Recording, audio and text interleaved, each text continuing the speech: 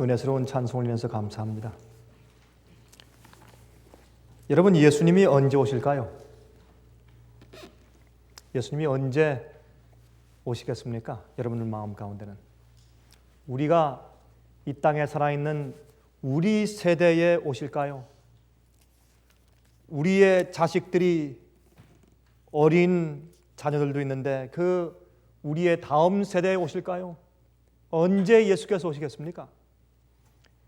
또 마태복음 24장 14절의 말씀에 의하면 천국 복음이 모든 민족에게 증거되기 위하여 온 세상에 전파되리니 그제야 끝이 오리라고 말씀을 하셨습니다. 그러면 언제 우리가 이 세상에 있는 그 많은 영혼들에게 참된 성경적인 복음의 진리, 그저 일반적으로 가르쳐지는 잘못된 복음 말고 정말 진짜 진리와 진짜 복음을 어떻게 세상에 있는 모든 사람들에게 일일이 가르치고 설득시키고 확신시켜서 예수께서 이 땅에 오시겠느냐 말입니다. 그래서 많은 사람들은 이 선교사로 외국에 다니고 또 전도 활동을 하고 온 다음에 이 세상에 아직도 참 진리를 모르고 참 복음을 모르고 있는 사람들이 너무나 많기 때문에 예수께서 이 땅에 오시려면 앞으로 영원한 세월이 흘러야 된다고 말하는 사람들이 꽤 있는 것을 우리가 가끔 발견하게 됩니다. 여러분, 그러나 기억하십시오. 하나님의 방법은 우리 사람의 방법과 같지 않다는 것을 기억하셔야 합니다. 인자가 이 땅에 오실 때의 인자의 때는 노아의 때와 같다고 말씀을 하셨습니다. 노아의 때는 하나님께서 한 명을 통해서 120년 동안 온 세상에 복음을 전하시고 그 노아의 기별 때문에 노아가 하고 있는 그 일이 너무나 이상스럽고 너무나 특이하기 때문에 사람들이 다 조롱하고 비웃고 있는 120년 동안 하나님께서 각 개인의 마음 가운데 그들이 구원 얻을 수 있는 것인지 아니면 구원을 얻지 못하고 멸망당할 것인지에 대해서 하나님께서 심판을 하셨습니다. 그러므로 하나님께서 행하시는 일은 우리 인간이 감히 짐작할 수 없는 방법으로 복음을 전파하시고 사업을 끝마치시고 있다는 사실을 우리가 이해해야 할 것입니다. 여러분이시여, 한 가지 우리가 분명히 알아야 될 것은 무엇이냐 하면 하나님께서 항상 그때마다 보내신 주님의 백성들의 또한 주님의 종들의 또한 주님의 교회의 사업은 그 당시에 사회나 세계적으로나 국가에서 볼 때 아주 초라하고 보잘것없는 존재들이었습니다. 그렇게 보였습니다. 그러나 주님께서 그들을 통해서 아주 신기한 방법으로 복음과 진리를 세상에 전파해서 그 당시에 사는 그 시대 사람들은 그 당시에 보내신 그 시대의 현대 기별들 가지고 각 사람들의 마음 가운데 가지고 있는 그들의 진정한 동기를 폭로시켜서 그들이 그 당시에 당시마다 주어져 온 현대 기별에 의해서 그들을 주님께서 심판하시고 주님께서 의인과 악인들을 구분해 오신 것을 기억하셔야 합니다. 주님께서는 여러분 이 마지막 시대에만 복음 사업을 다 전파하신 다음에 주님께서 오시고 여러분 그러면 얼마나 불공평합니다. 그러면 그 전 시대 1000년 전에 500년 전에 복음 사업이 완전히 전파되지 않았을 때 그 당시에 사는 그 당시 많은 사람들을 주님께서 무슨 표준을 가지고 무슨 계획을 가지고 무슨 목적을 가지고 어떠한 크라이테리아를 가지고 주님께서 심판하시고 구원하신단 말입니까?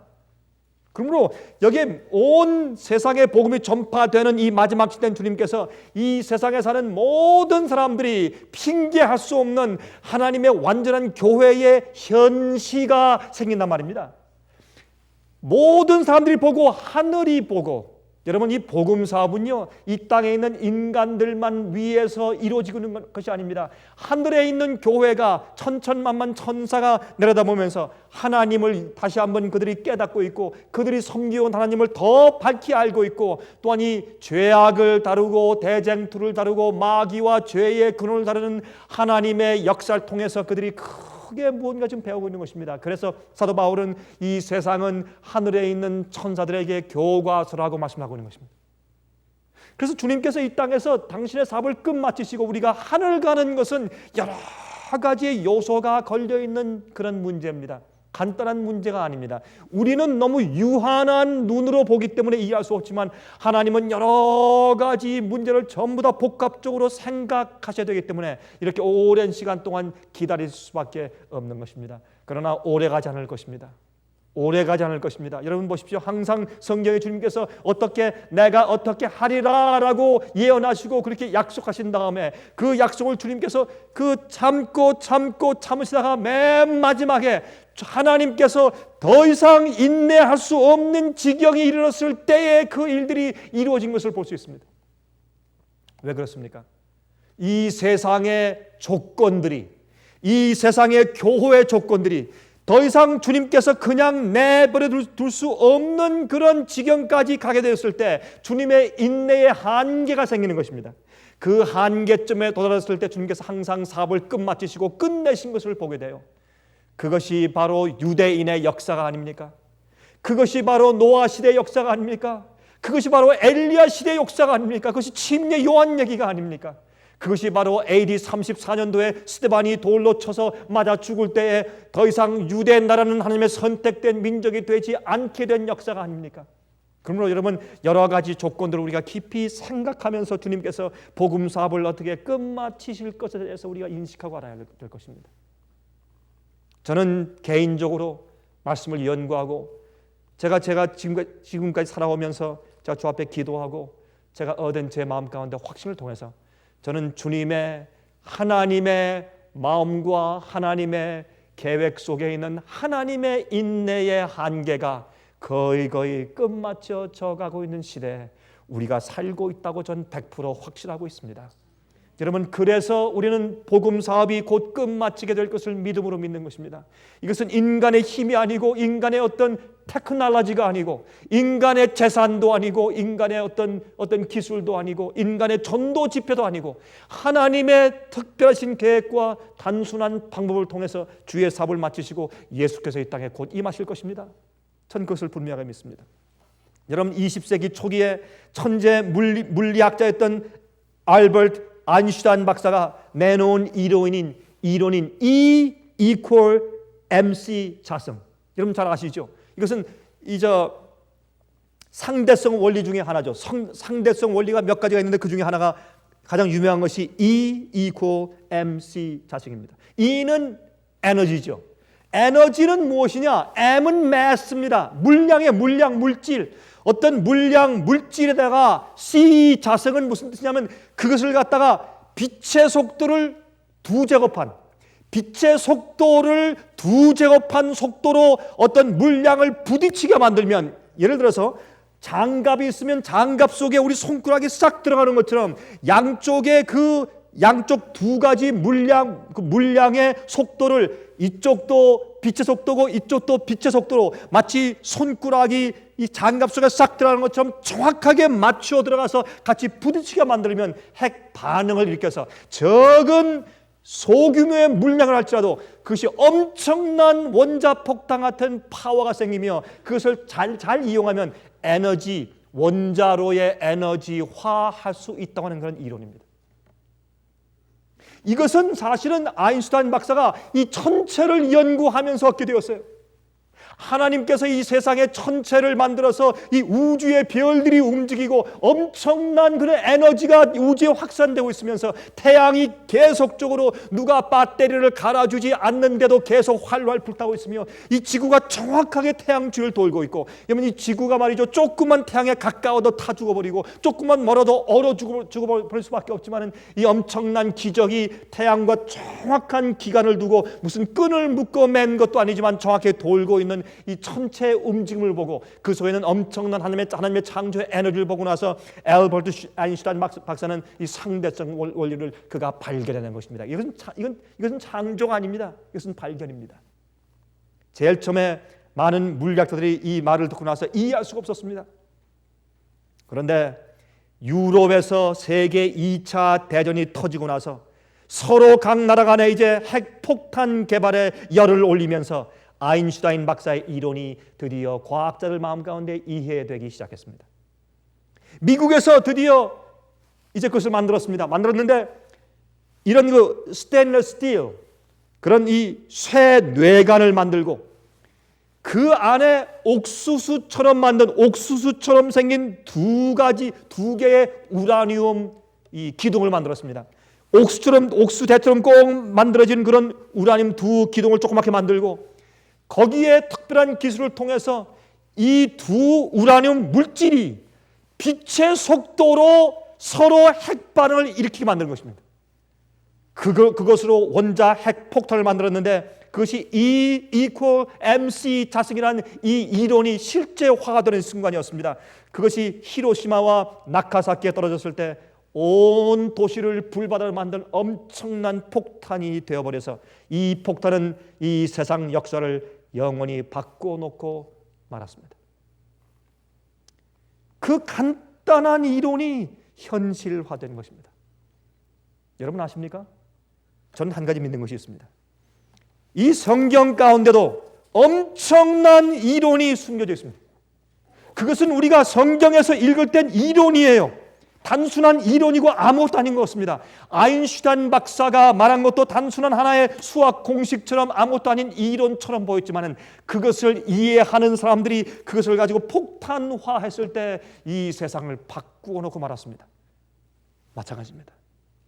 이 성경에도 하나님의 하늘의 우주의 법칙인 지성소의 법칙이 이 성경 가운데 기록되어 있어요.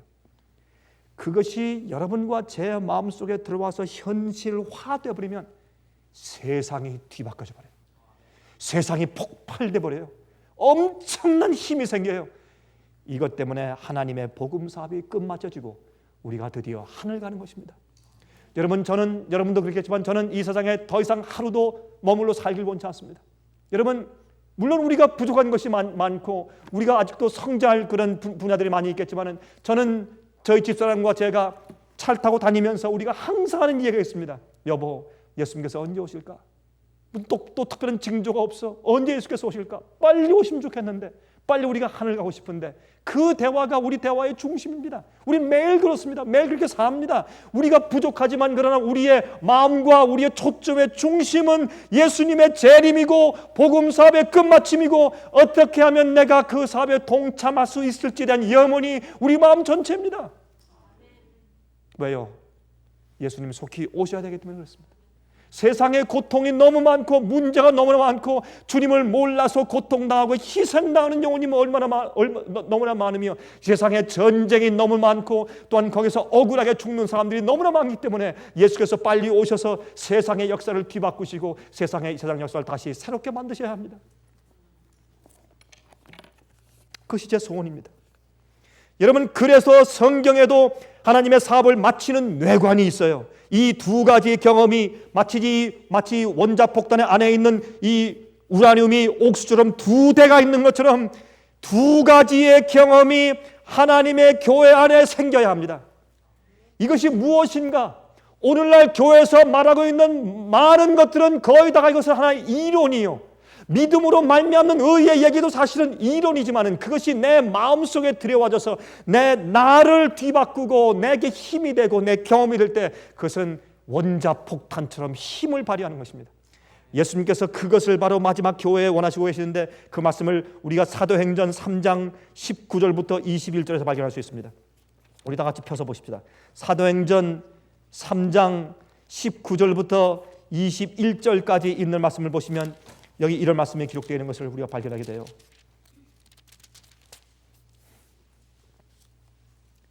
베드로가 성령을 받은 다음에 오순절날 성령을 받은 다음에 외친 말씀입니다. 그러므로 이 말씀은 참 우리에게 힘이 있어요. 왜? 이른비의 경험이에요. 그것이 이른비의 경험인데 이른비가 두 가지죠. 오순절날 성령을 받은 그 경험을 우리가 이른비라고 부르고 마지막 시대 세상 복음사업을 마치기 전에 성령에 크게 부어 주심이 있을 것인데 그것을 늦은비라고 부릅니다. 그러나 또 한 가지 바꿔서 우리 개인적인 경험을 볼 때 지금 우리가 받고 조용히 이슬처럼 받고 있는 그런 우리의 성장의 경험을 이른비 성령이라고 또 부르는 것입니다. 그러나 이것은 제가 교회로서의 이른비 성령 경험이라고 말하는 것이지요. 19절입니다. 그러므로 너희가 회개하고 돌이켜 너희 죄 없이 함을 받으라. 이같이 하면 육회하게 되는 날이 주 앞으로부터 이를 것이요. 이것이 무엇입니까? 여러분, 육회하게 되면 하나님과 우리 사이에 아무런 막힌 것이 없다, 그 말입니다. 하나님과 우리 사이에 이기심이 없습니다. 더 이상 질투가 없습니다. 더 이상 교만이 없습니다. 여러분, 하나님의 삶의 사업을 해보십시오. 교회 사업을 해보십시오. 그 안에서 가장 교회 사업을 망치고 가장 주의 성령이 역사하지 못하게 막는 일이 무엇입니까? 질투 아닙니까?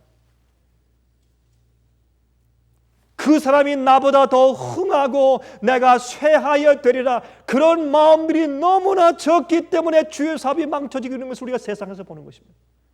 그러므로 여기에 하나님께로부터 유쾌함이 이른다고 하는 것은 우리의 마음 가운데 전혀 이기심이 없고 질투와 시기가 없고 교만이 없어요. 여러분, 마귀가 반역할 때 그의 마음 가운데 든 것이 무엇이었습니까? 시기와 질투 아니었습니까? 이기심이 아니었습니까? 그것이 자라나서 마귀가 되었고 반역이 되었지 않습니까? 그러므로 하나님과 우리 사이에 아무런 막힘없이 깨끗하고 순결하게 된 사람들이 모인 교회, 여자의 남은 무리. 그래서 성경은 그들은 하나님의 계명을 지키며 예수의 믿음을 가지고 있는 사람이라고 말한 그 교회 말입니다. 그 교회가 생기면 하나님께로부터 유쾌하게 깨끗하고 너무 즐거운 유쾌한 경험이 일어나는데, 그것이 늦음이 성령에 퍼부어 주시는 경험이거든요. 그 경험이 이르기 전에 제일 먼저 어떻게 하라고 그랬습니까? 회개하고 우리가 진실로 죄를 슬퍼하고 돌이켜야 합니다. 회개는 죄에서 돌이켜서 다시 하지 않는 것이 우리 회개예요. 여러분, 제가 이번에 독일에서 설명하면서 제가 한 시간에 질문을 했습니다. 한 주중에는 한 200명 정도 항상 모여 있었고 주말에는 한 300명이 모인 집회였는데, 제가 이제 말씀을 전하면서 제가 거기 있는 사람들한테 물었어요. 여러분, 정말 용서받은 게 뭡니까? 무엇이 용서받은 상태입니까? 물었습니다. 근데 그들 가운데 딱 한 명이 제가 몇 번 질문하니까 딱 한 명이 정확한 답변하는 것을 제가 들었습니다. 여러분, 용서가 뭡니까? 용서받았다는 게 무슨 말입니까?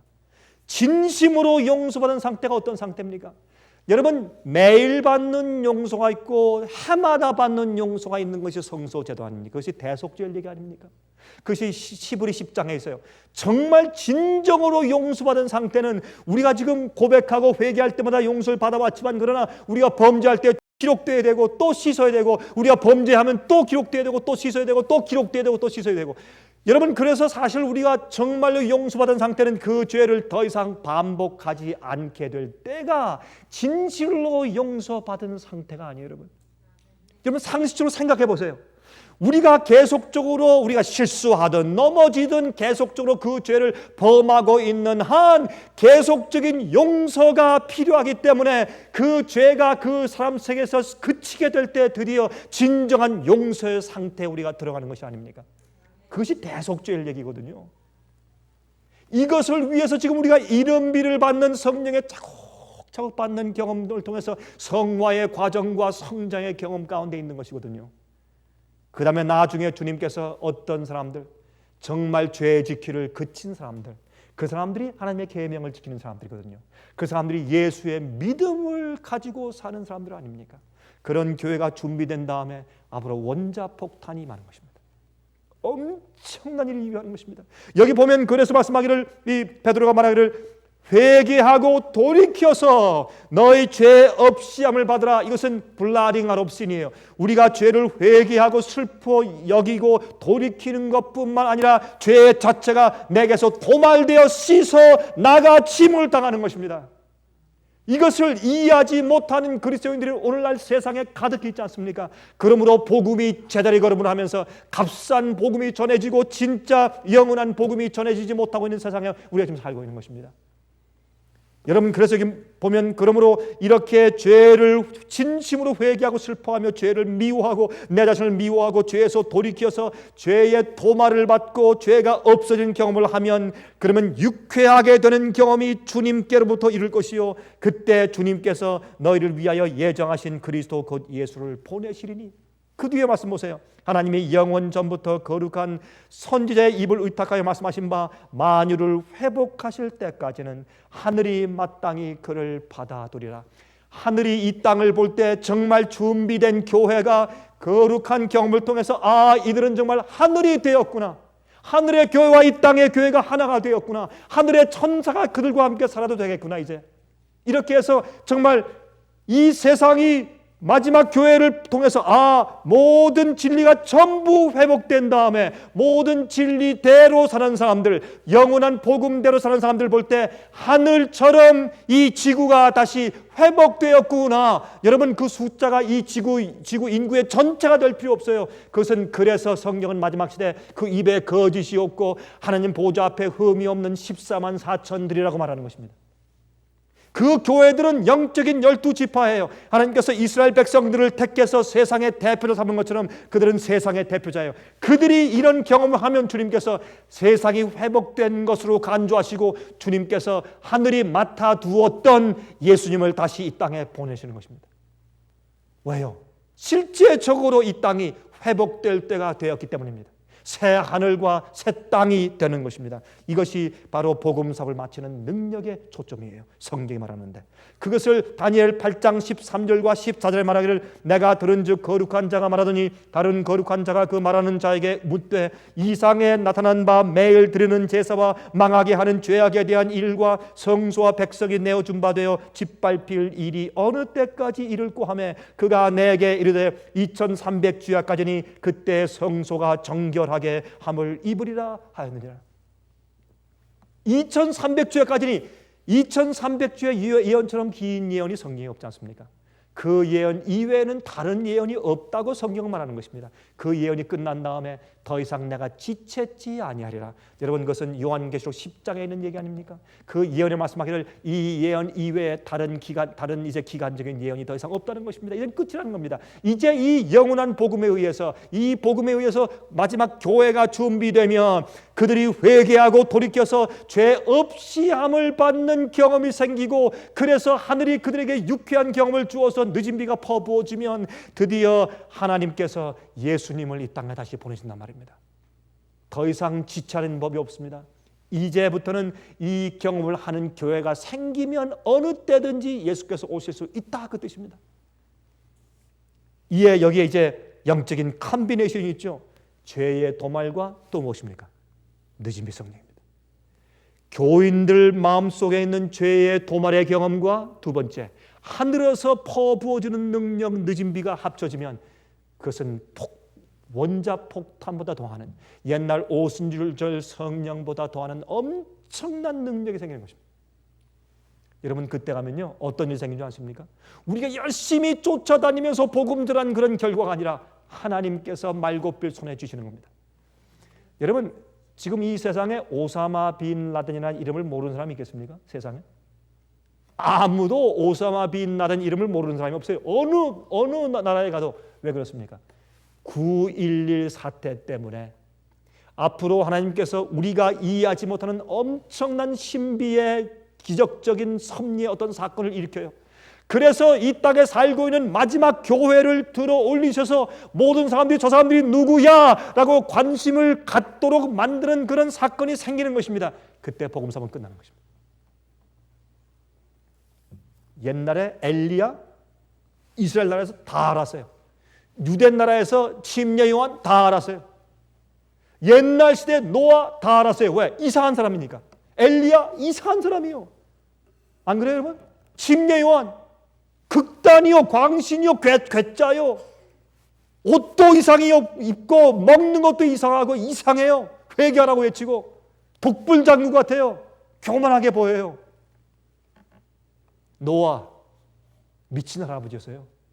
저 남들은 돈 벌어서 더 좋은 집 짓고 잘 살기 위해서 애쓰는데 저기 산에 올라가서 자기 돈 다 팔아가지고 전부 다 자기 자산 바쳐가지고 가난해지면서 가서 큰 여러분 배를 져요.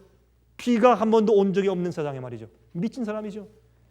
그러나 그런 사람들 때문에 주님께서 그런 사람들 바라보는 시선으로 각 영혼들의 마음 가운데 있는 자기들의 상태를 폭로시키고 심판에 나가셨어요. 하나하나. 이것이 하나님의 섭리예요. 우리가 성경에서 그것을 볼 수 있어야 합니다. 지금도 마찬가지입니다. 주님께서 사업을 끝마치지 않는 거 없죠? 아닙니다. 여러분, 제가 다녀봅니다. 세상 도처마다 어디든지 아프리카에는 아프리카, 남미는 남미, 북미는 북미, 아시아는 아시아, 유럽은 유럽마다 각 나라마다 적은 수의 백성들이 이상한 짓들을 하고 있어요. 미친 짓들을 하고 있어요. 인간의 눈에 볼 때 정신 빠진 일들을 하고 있어요. 그러나 그들은 주의 백성들이에요. 사람들이 눈에 볼 수 있게 그런 일들이 보이고 있습니다. 저는 그래서 주님의 섭리를 보고 있는 것입니다. 이제 조금 있으면 교회가 죄의 도말에 경무를 하고 늦은 비가 임해요. 그럼 짧은 기간 동안에 우리가 언제 이 복음서를 다 마치고 언제 끝날까? 정말 과연 우리 시대에 예수께서 오실까? 그런 생각할지 모르지만 주님께서 놀라운 섭리로 주의 역사를 하고 있는 것을 저는 보고 다니는 것입니다.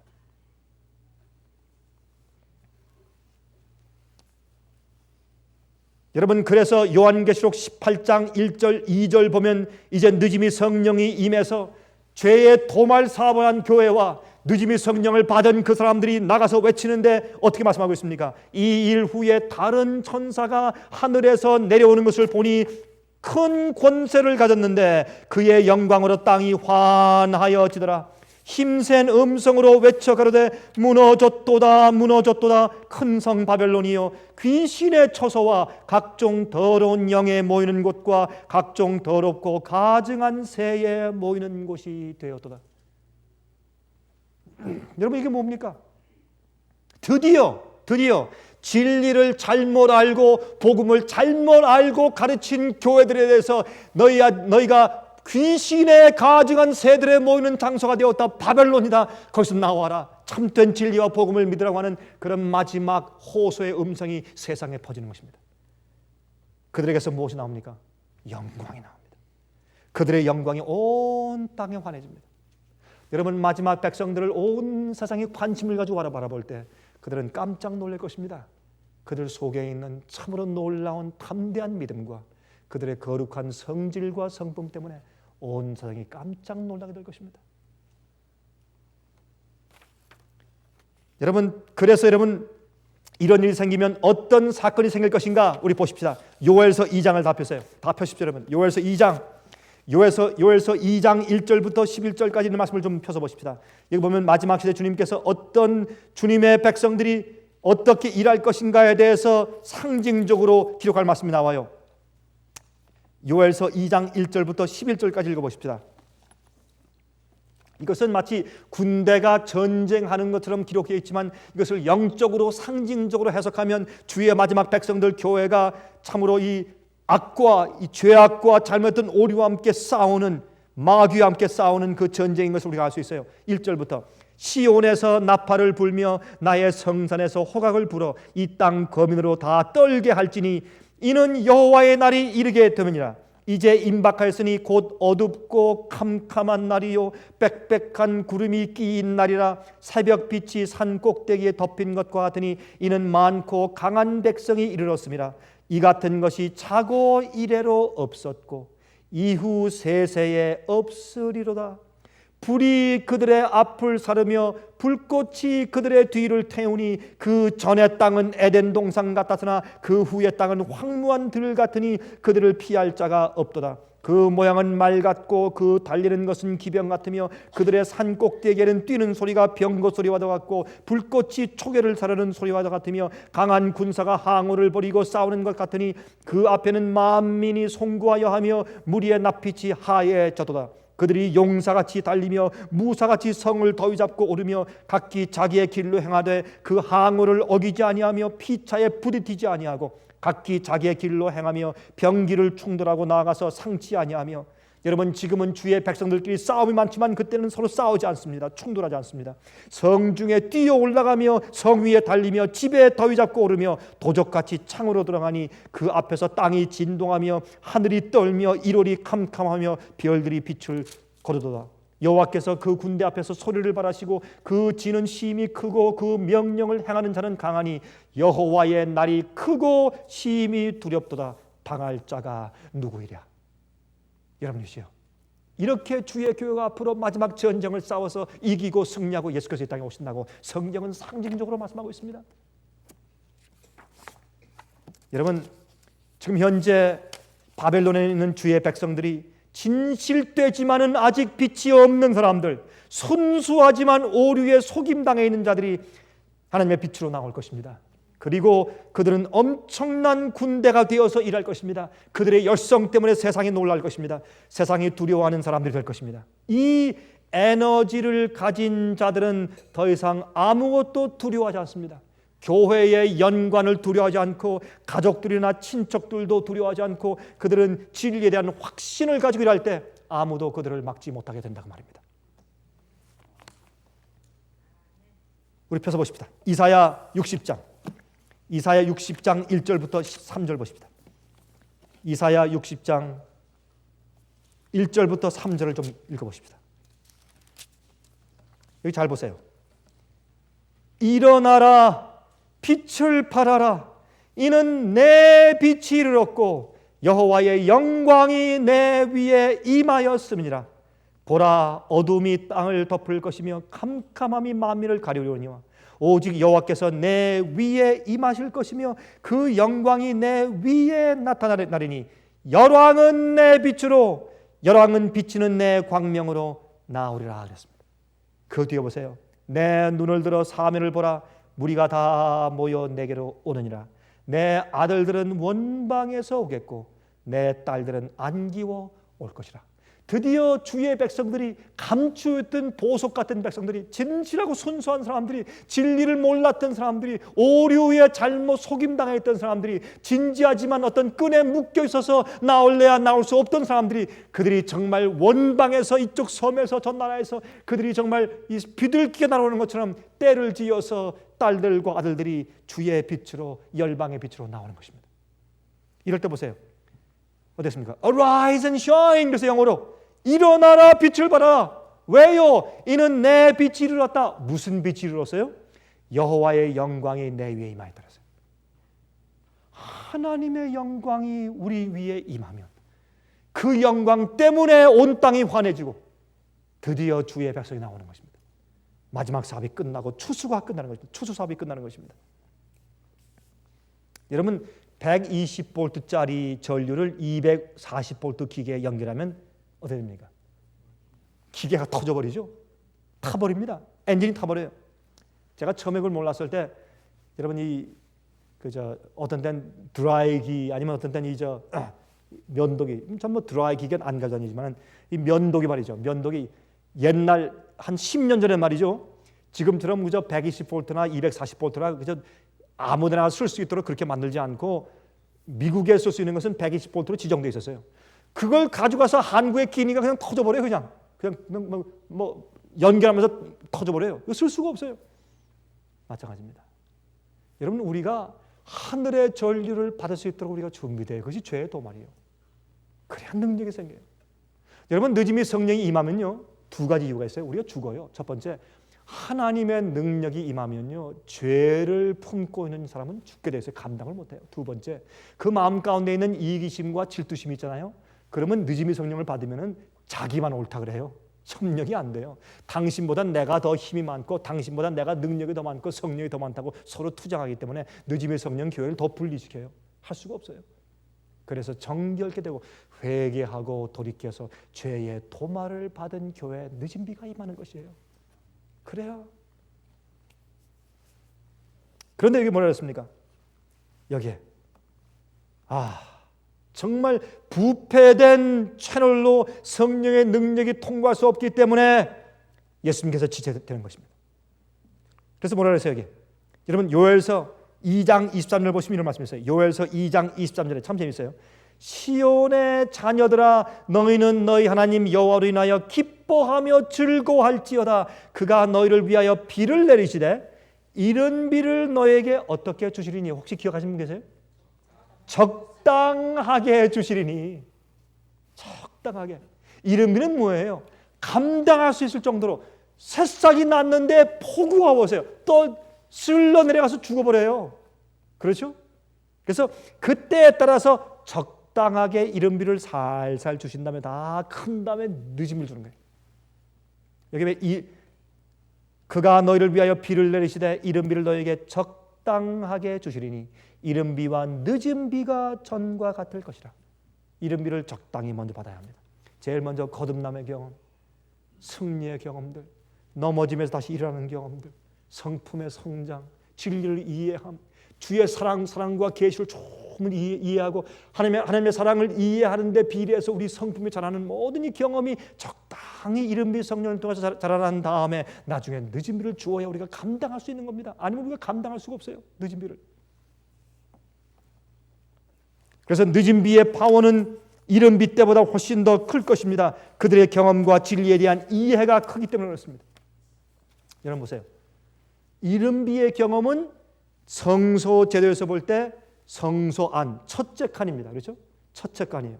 그러면 늦은비는 여러분 이른비에 대한 그 상징이 첫째 칸 성소 안 아니에요? 금촛대가 있고 오른쪽에 뭐가 있습니까? 떡상이 있고 또 가운데는 앞에는 향단이 있습니다. 그것이 이른비를 받아서 우리 영적으로 진리의 은혜에서 성령으로 계속 성장해 나가고 죄를 승리하는 경험을 상징하는 이른비 경험이요. 그 이른비 경험을 한 다음에 늦은비는 무엇이 상징해요? 여러분, 늦은비는 지성소. 여러분 잘 보십시오. 여러분 성소 안에 있는 빛은 무슨 빛입니까? 성소 안은 무슨 빛이 있습니까? 금촛대죠. 촛불이에요. 지성소에 들어가면 쉐키나 영광이에요. 하나님의 영광 그 자체가 비치는 빛 가운데 사는 것입니다. 그게 늦은비예요. 얼마나 분명합니까, 여러분? 그래서 지금 현재 우리는 지금 개인적으로는 이른비 경험 가운데 있는 거예요. 적당하게 이른비를 받아야 돼요. 성장의 경험이 있어야 돼요. 내가 빼어져 나가야 돼요. 여러분이 어떤 때는 성격이 급하고 어떤 때는 말이 좀 서투르거나 아니면 말이 좀 심하거나 아니면 좀 거칠 수가 있어요. 그것도 다 다듬어져야 돼요. 그러나 그런 실수는 있을 수 있어도 여러분 마음속에 있는 동기들이 주 앞에서 선하고 깨끗해야 돼요. 여러분이 그 일을 하고 그것을 쓰고 또는 어떤 계획을 하고 어떤 사업을 할 때 여러분 마음 가운데 있는 동기가 주 앞에서 용납받을 수 있을 정도로 정직하고 깨끗해야 돼요. 마음 가운데 이기심과 질투와 교만을 가지고 하면 안 됩니다. 우리가 영적으로 깊이 성장해야 돼요. 우리는 앞으로 조금 있으면 쉐키나 영광 앞에 서게 돼요.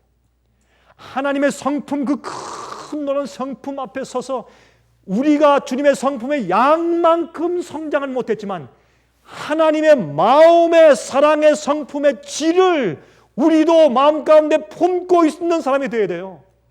그래야 주 앞에 설 수 있어요. 그래야 늦은비를 받을 수 있어요. 그 질이 같아야 그래야 쉐키나 영광 앞에 서는 것이 그것이 쉬운 자 앞에 서는 것이에요. 여러분. 이런 경험을 하는 사람들이 세상에 얼마 될까요? 적은 숫자지만은 그들 때문에 세상이 심판받는 기별을 받고 예수께서 늦음이 성령을 주신 다음에 세상에 마치는 거예요. 오늘도 우리가 우리 자녀들의 좋은 선교 활동 보고 들었어요. 참 제 마음이 기뻤어요. 우리 자녀들이 가서 저렇게 어려운 중국에 가서 선교 사업을 한 다음에 저렇게 좋은 경험을 하고 왔구나 하는 생각을 하는 게 참 마음이 기뻐요. 그러나 그것들은 사실 우리가 뭐 하는 것입니까?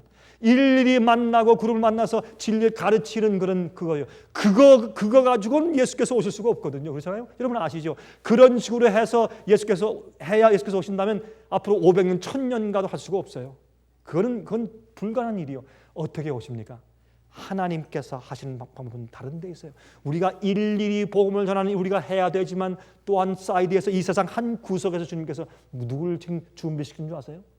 늦음의 성령을 받을 죄의 도말의 경험을 하는 14만 4천의 머리를 따로 준비시키고 있는 거예요. 이 백성들은 누군 줄 아세요?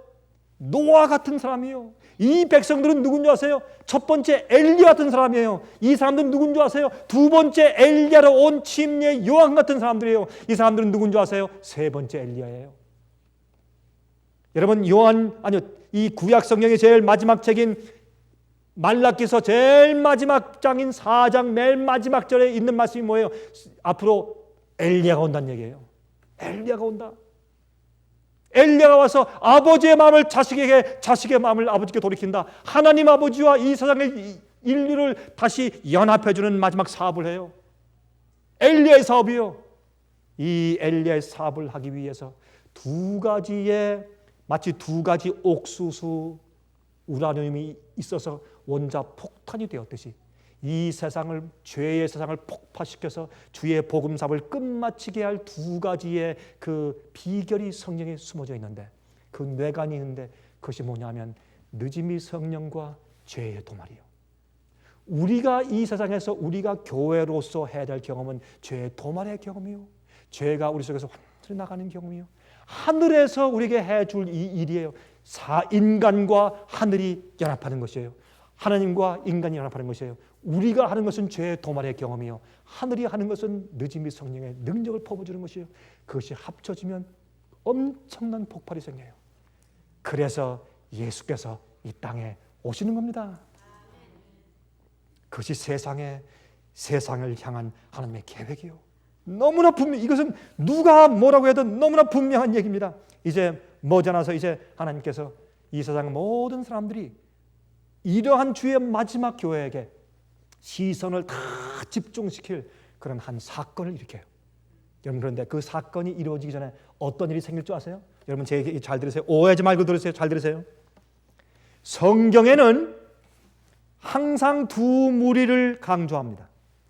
알곡을 얘기하고 또요, 가라지를 얘기해요. 이스라엘 백성들 가운데서도 주의 참된 백성이 있었고 쭉 쪼여 있었어요. 출애굽할 때에도 섞인 무리가 있고 참 백성이 있었어요.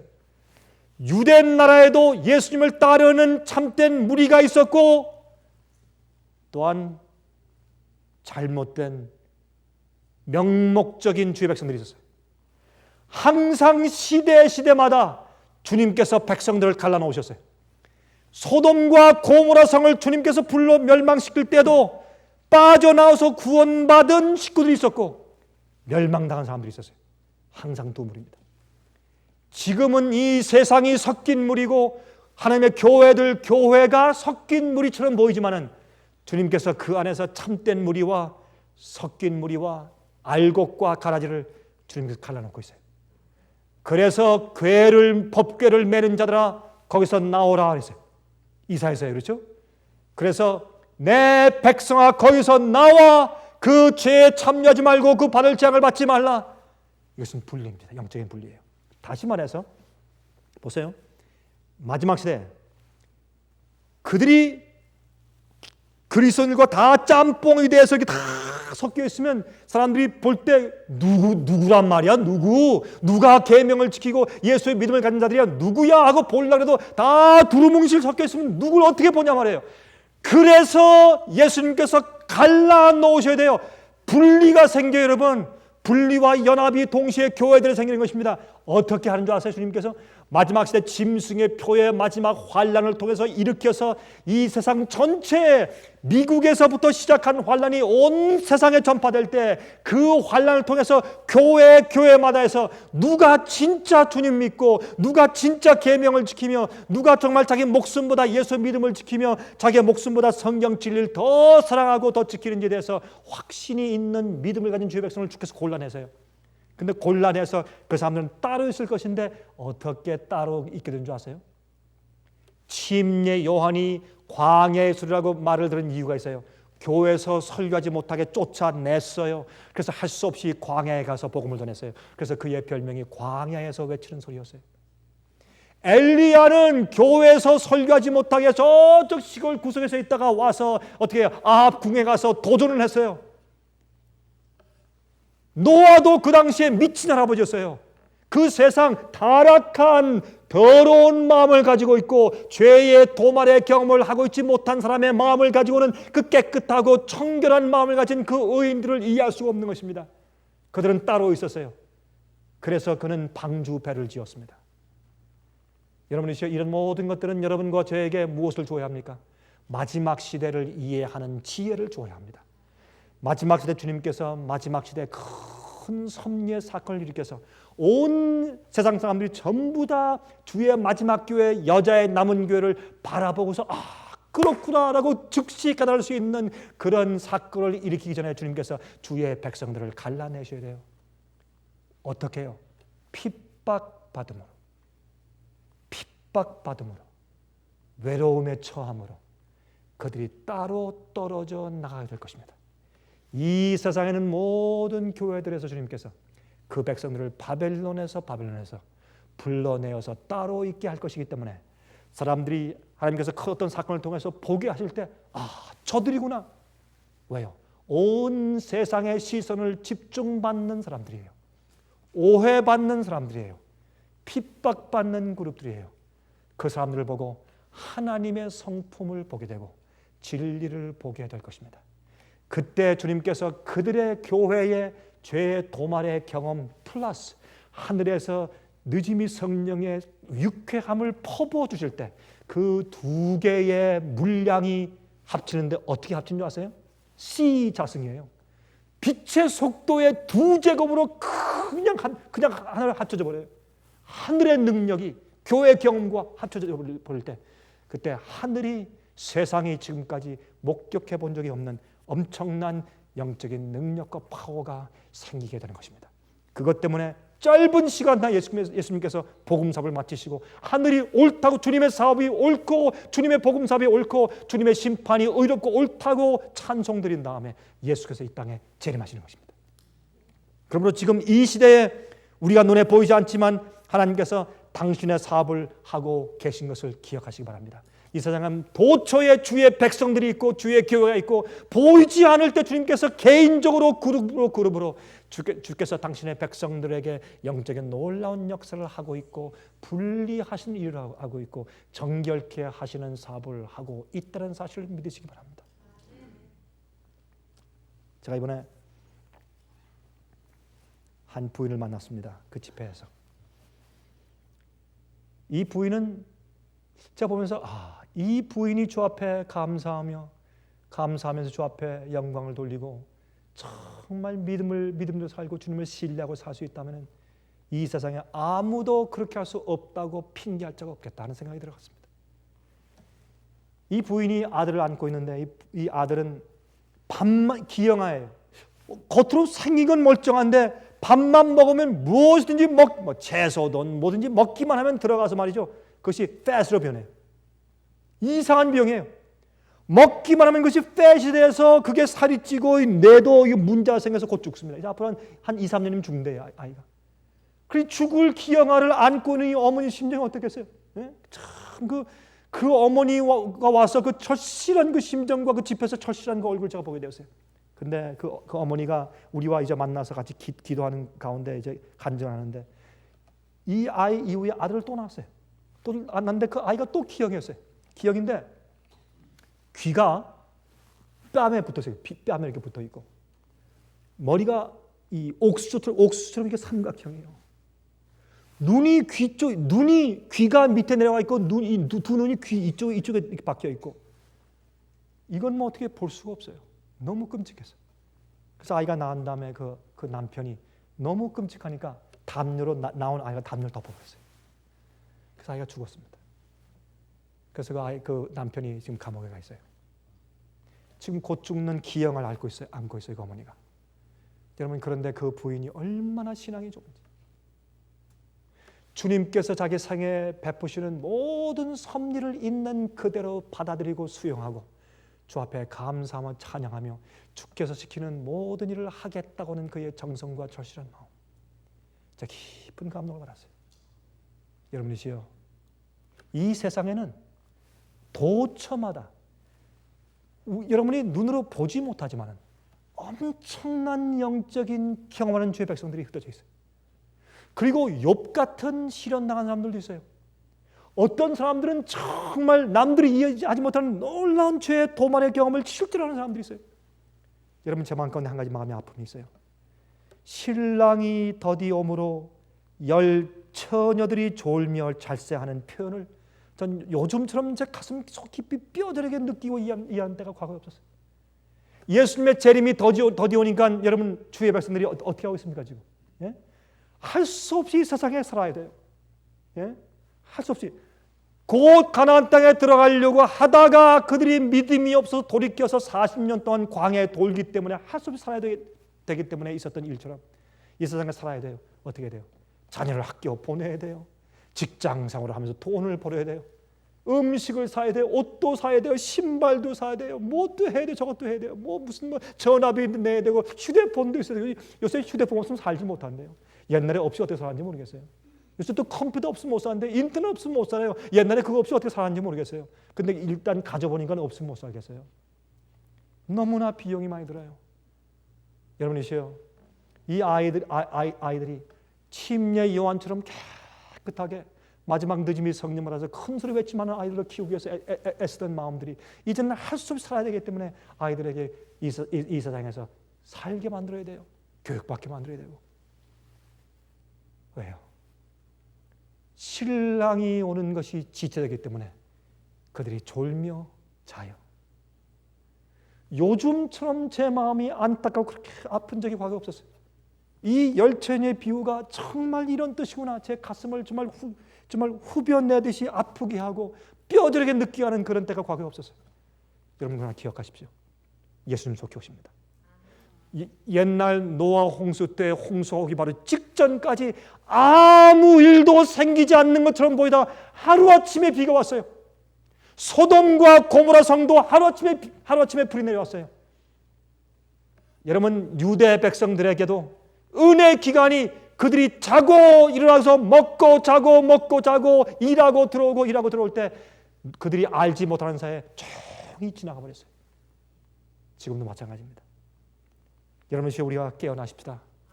우리 마음 가운데 어떠한 진리를 따라 살기 때문에 생기는 어떠한 불이익에 대한 불평과 원망도 없도록 하십시다.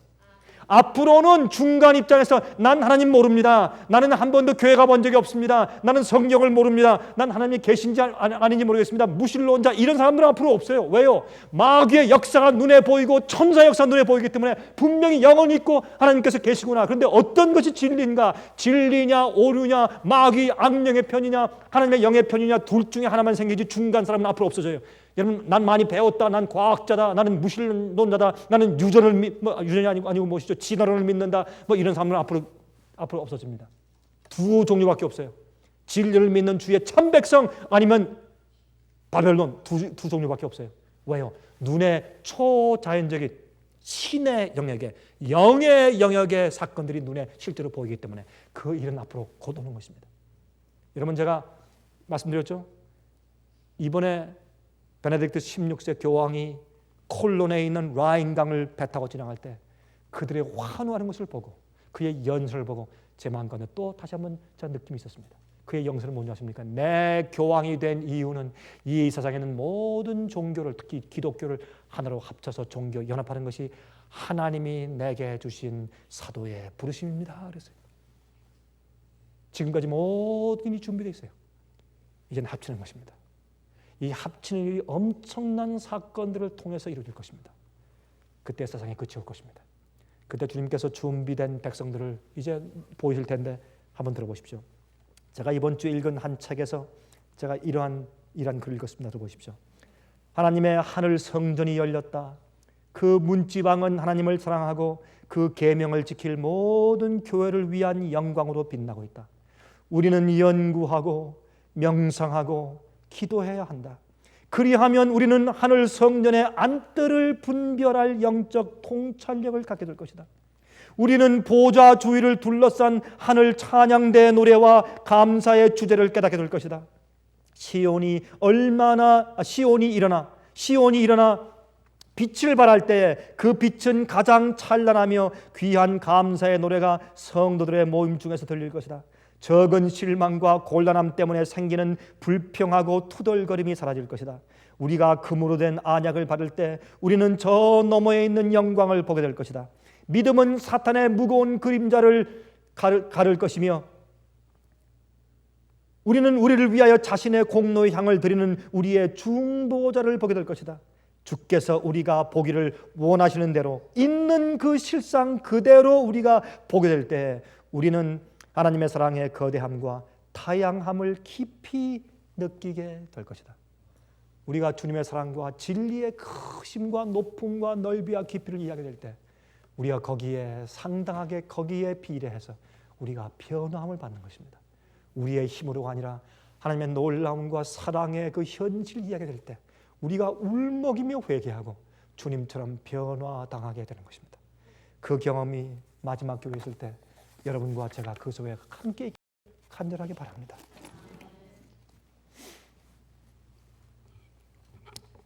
하늘에 계신 우리 아버지, 우리가 주의 말씀을 연구해서 펴서 알 때마다 느끼는 것이지만 하늘은 다 준비되어 있고 세상은 준비되어 있지만 주님의 교회가 준비되지 못한 상태를 봅니다.